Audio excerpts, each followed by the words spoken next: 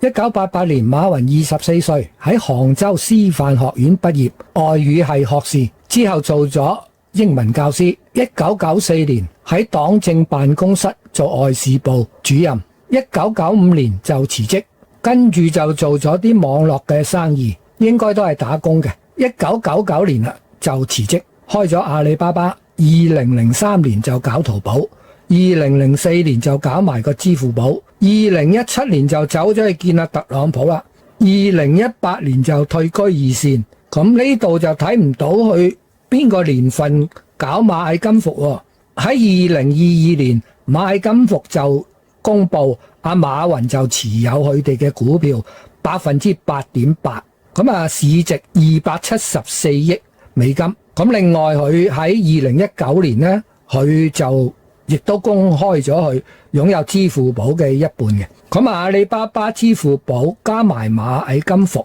一共淨資產就176億美金，就肯定佢係成為到中國企業家嘅首富啦。馬雲相對其他企業家就係比較高調嘅一個。咁我都睇下佢嗰個嘅職務啊。杭州師範大學阿里巴巴商學院院長，香港大學名譽教授，東京學院客座教授，富國通訊技術發展有限公司總經理，阿里巴巴集團主要創辦人，阿里巴巴集團董事局主席，阿里巴巴網絡有限公司董事局主席兼非執行董事，遠銀集團董事，華誼兄弟傳媒股份有限公司董事，聯合國可持續發展目標倡導者，聯合國貿易發展會議青年創業和小企業特別顧問，亞太經濟合作組織工商諮詢委員會成員，美國自然保育協會中國項目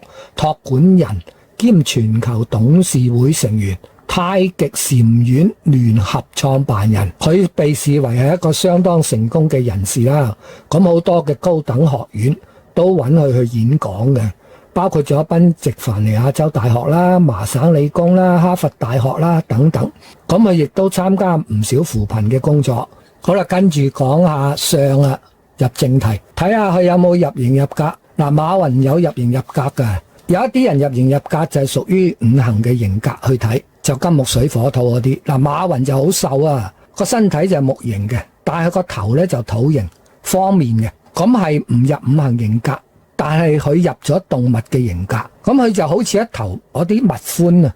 佢唔介意人咁形容佢嘅，佢有一間公司做科技嘅產業嘅，同晶片有關嘅，都係用蜜獾嗰啲嘅稱號嚟改名嘅。我唔記得咗間叫咩公司。動物種類有好多，可能我哋有啲都唔知。有啲人似咗動物，咁我哋睇上腦咁，你點樣去釐定佢入咗呢個嘅型格呢？我哋都未見過嗰啲嘅動物。即使我哋唔知道呢個世界擁有一啲咩動物，咁佢就係屬於異於常人啊嘛。咁即係話佢個外形唔似人，呢啲呢人就係入型入格啦。所以啦，天下間嘅靚女，你想揾一啲出類拔萃嘅人呢，唔好貪靚仔。越似人形嗰啲呢，就可能嗰個作為就越細嘅。先更正一啲嘢，同埋補充一啲嘢。我剛才講嗰個2022年啊，螞蟻金服應該係2020年，螞蟻金服呢間公司就宣布馬雲擁有佢哋嘅股票 8.8%， 咁嗰個市值就係274億美元。喺2019年，支付寶就話馬雲就係擁有一半嘅。阿里巴巴、支付寶、螞蟻金服呢三大嘅公司加埋就係716億美元，將馬雲推咗上去世界富豪榜嘅11位。咁我噏錯咗嘅就係話676億，係應該716億，一間都唔止啦。另外晶片公司係叫平頭哥半導體有限公司，喺2018年成立，係一間獨立嘅公司嚟嘅。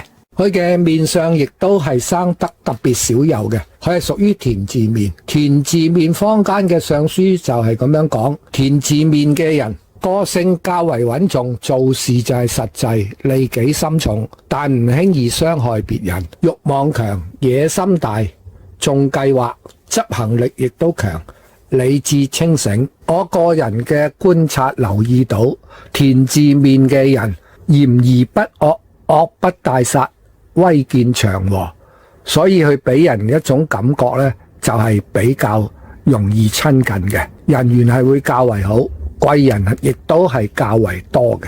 講到貴人，我哋就順帶睇一睇佢個耳珠啦。佢個耳珠都係朝向天嘅，同埋佢個驛馬位好闊，呢兩樣嘢都係有利佢人際嗰個關係。大家留意圖3側面呢一幅相，我哋發現係屬於五岳朝天相。所謂五岳朝天相就係下巴啦、額頭啊、左右兩個拳、鼻哥都係斜向天嘅。咁五岳朝天相係屬於大富大貴嘅相格。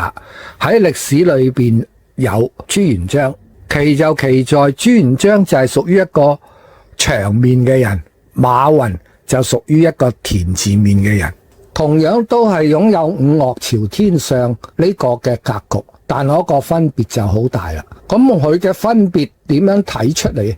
我哋就係睇下佢嗰個嘅三庭，即係圖1，額頭啦，中間鼻哥啦，下巴啦，呢三樣嘢平均。馬雲就係屬於平均嘅，所以佢整體嗰個嘅運程由少年一路走到去晚年都係好順暢嘅。而朱元璋佢嗰個上庭就好差，少年運就唔好啦，佢個中年運係唔錯，晚年運就更加好，因為朱元璋佢嗰個嘅下庭係特別長嘅。喺明朝嚟講，朱元璋係屬於一個非常之長命嘅人，而佢嗰個權力亦都係非常之穩定。上庭我哋需要就係個額頭飽滿同埋要夠闊，中庭我哋個鼻同埋兩個拳係要配合到嘅，下庭嗰個下巴係要向前兜出嚟，同埋係比較飽滿圓滑嘅。咁馬雲嗰個下庭就係佢三庭裏邊最低分嘅一個嚟，即係話佢嗰個晚運同佢嗰個中運、少年運相比之下係會較差。我哋再嚟睇埋佢嗰個流年嘅相格，咁我重點就會講佢好同埋差嘅部分。佢個額頭同埋嗰個官祿宮，即係額頭中間嗰個位係脹起嘅，同埋係夠闊。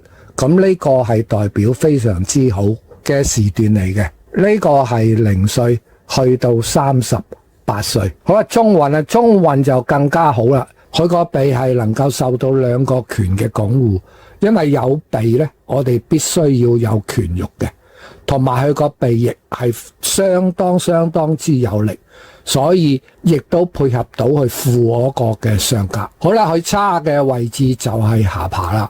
但係佢又衰唔晒嘅，咁佢個下巴就兜咗出嚟啦。因為五岳朝天相嘅人個下巴必定係兜出嚟嘅。佢最差嗰個嘅位就係佢上唇人中嗰個嘅位置。佢個唇啊薄，黏膜嗰部分即係紅色嗰部分亦都好薄。紅色部分薄呢就係冇乜嘢問題嘅，但係佢嗰個人中嗰個位啊，我哋中間就稱為人中，人中兩邊就稱為先庫，先庫再嚟對落去口角向左右兩邊大概2公分距離嗰個口角2公分呢一個位，我哋就稱為勞僕宮。咁佢勞僕宮呢係非常之差嘅一個位，就係凹咗落去嘅位嚟嘅，兼夾佢嗰個人中咁薄，亦都係唔合格嘅，所以佢去到51歲。嗱，因為行到呢個位係屬於51歲，就出現大嘅問題啦。加埋係一個叫做福州嘴，福州嘴就係話兩個嘴角向下，同埋佢個勞僕宮有文沖啊，所以佢喺50歲去到65歲呢10年嚟講就諸事不順嘅。但幸好佢係五岳朝天上，個下巴兜翻出嚟。佢過咗60歲之後，我啲事情會慢慢回順，咁個晚年嚟講呢都係安穩嘅。我哋再嚟睇下佢嗰個嘅五官，五官先睇下對耳啦。咁佢嗰對耳就唔係擁有第一代創業人嗰對耳，佢嗰對耳亦都係一個富二代嘅耳。佢對耳唔可以叫做細，但係就係耳珠朝天。我成日都講啊，創業嘅人亦都能夠守到尾嘅人，嗰對耳就一定大嘅。而朱元璋呢，嗰對耳就係得個大字，而佢係兜風嘅耳，所以朱元璋少年嗰個運唔得嘅。兼夾佢額頭係好窄，所以佢衰到要走去出家做和尚嘅。朱元璋以前出家做和尚，因為冇得食啊，其中一個原因就係好啦。馬雲對耳最好就係嗰個耳珠朝天，耳珠朝天就係得到在家係有父母愛錫，出到嚟就有長輩嘅提攜嗰個嘅性質，再嚟加埋佢嗰個驛馬位夠闊，咁啊朋友嘅助力係非常之大嘅。咁當然啦，佢個頭圍咁大，加埋佢個耳嗰個邊係咁平滑，亦都係判斷能力夠強。佢嘅眼型就係屬於雀眼，雀眼係叫做富貴嘅眼嚟嘅。而佢嗰個眼珠有神，亦嗰個流動性、活動性係夠強。呢個人轉數快，佢嗰個聰明才智都係兼備嘅一個人嚟嘅。鼻就稱為財帛宮，到底呢個人個袋有冇錢呢？同埋揾錢能力強唔強，都係睇個鼻。咁兩者嘅分別就係話，揾錢嘅能力就去睇嗰個嘅鼻翼，佢嗰個鼻翼有力，兼夾配合到佢嗰個嘅準頭，準頭即係嗰個鼻，咁佢係向下去彎嘅。準頭下墜嘅人，我嗰個物欲心係好強嘅，嗰個佔有欲亦都係強，再加埋一對咁有力嘅鼻翼，所以呢一個人揾錢嘅能力係好強。咁佢儲唔儲到錢就要睇下兩個拳有冇肉啦。佢兩個拳有肉就係配合到嗰個嘅鼻，係將嗰個鼻藏咗喺兩個拳嘅之間，就即係話佢個袋就有錢，儲到錢，揾錢能力強，兼夾五岳朝天上，呢一個人就係富不堪言。咁有冇咁樣嘅福氣去承受啦？食唔食得到啊？就係睇下佢嗰個嘅口啦。佢嗰個口夠大，主要睇佢大㗎吓，食得到，主要睇佢夠大。佢就係福州嘴，福州嘴呢一啲嘅人呢，就係容易講錯說話，每就係因為言多必失，會為佢帶嚟唔少嘅麻煩。咁啊，其中有一個人，香港人會比較熟悉㗎啦，就係我哋曾經嘅一個特首，叫做曾蔭權，佢亦都係一個福州嘴嘅人嚟嘅。好啦，我哋就講下睇人嘅底氣啦。人嘅底氣，馬雲有冇底氣啊？馬雲冇底氣喎，唔係啊嘛，師傅，馬雲都冇底氣。嗱，我哋睇上所講嘅底氣呢，就係佛家裏邊嘅12因緣。第6個嘅因緣，我哋稱為受，接受個受呢一個字，喺成長嗰個階段，其中嘅一段時間就係3歲去到佢12歲呢一段嘅時間，我哋有對耳啦，我對眼啦，同埋身邊嘅人俾你嗰個嘅感覺。喺呢段時間裏邊，你見慣大場面嘅，而進入你嗰個嘅潛意識裏邊，同埋你嗰個嘅思想嘅教育係正面嘅，灌輸到一啲富貴不能淫、威武不能屈呢一類型意識入去。咁師傅，你點樣斷定佢唔夠底氣啊？嗱，我哋就睇下圖4啦。佢去到一啲有場面嘅應酬交際裏邊，你望下佢嗰對手，同埋佢整體個身體語言，好似個細路仔咁樣。而最大嘅問題就睇出嚟嘅個手指公就屈咗入去掌心裏邊握實嘅。咁呢啲嘅人好明顯就係怯場啦，就係佢唔夠底氣嘅顯示出嚟。佢同普羅大眾係拉得比較近嘅一個大富大貴嘅人。佢有好多嘅金句，佢嘅金句大部分都係邏輯好簡單嘅，所以好容易明，亦都好容易俾人去反駁嘅。咁我哋呢啲咁低智慧嘅人都可以去駁下去。嗱，聰明地工作而不僅僅是努力，我哋成日都講噶啦，係咪？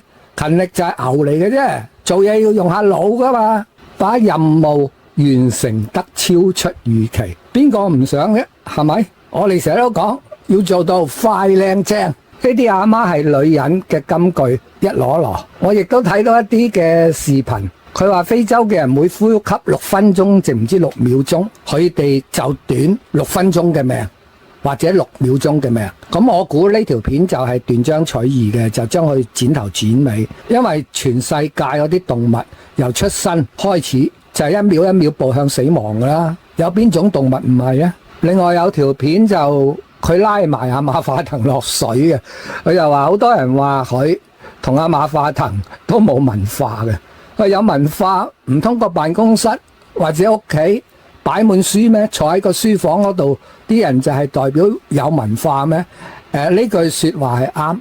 其實多書放喺度同有冇文化係兩樣嘢嚟嘅。你自己都答咗自己，人哋話你冇文化，唔係話你間屋冇書啊嘛。即我哋中國譬如一啲大嘅家庭係有書房嘅，係真係放好多嘅書。咁經過一段嘅歷史就改變咗呢個咁樣嘅狀況。現在好多嘅國家仍然係有呢一種嘅情況，但係唔代表佢嗰個家族或者個家庭嗰啲人係有文化㗎。咁佢一代代傳承落嚟嘅啫。佢哋嗰啲書房呢係3、4層啊，要用梯呢嚟攞書嘅。咁佢哋未必係有文化，但係係代表咗一種文化嘅傳承，係一種遺產嚟嘅。呢一條片開頭嗰度我介紹過去一啲嘅職務，水蛇春咁長，咁有10幾樣嘢嘅。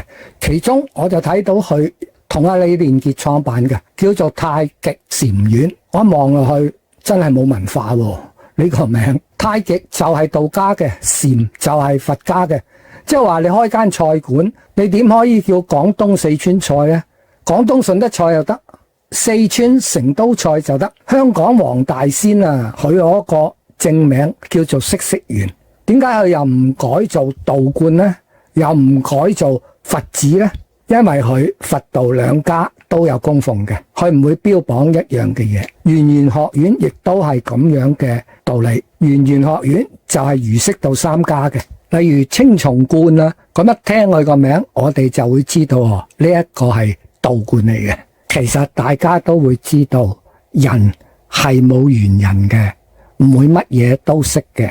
一個科學家，佢好可能泡個公仔麵都未識，佢夠串嘴啊！咁我啊揾啲嘢嚟同佢駁下嘴嘅啫。咁啊，多謝各位收睇。嗱，記得啊，大家如果中意嘅，訂閱、點讚同埋分享下啲朋友，幫手推薦一下。因為大家都睇到我哋得幾十個訂閱嘅啫。咁啊，做旺啲嘅人氣，睇我哋個少少嘅團隊就開心啲，整多啲片俾大家睇。